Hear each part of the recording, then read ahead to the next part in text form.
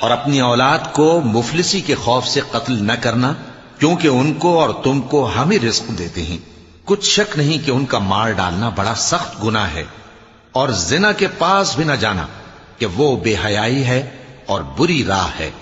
اور جس جاندار کا مارنا اللہ نے حرام کیا ہے اسے قتل نہ کرنا مگر جائز طور پر، یعنی بفتوائے شریعت۔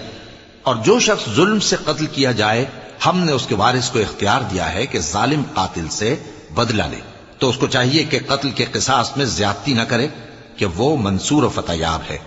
اور یتیم کے مال کے پاس بھی نہ پھٹکنا مگر ایسے طریق سے کہ بہت بہتر ہو، یہاں تک کہ وہ جوانی کو پہنچ جائے۔ اور عہد کو پورا کرو کہ عہد کے بارے میں ضرور پرسش ہوگی۔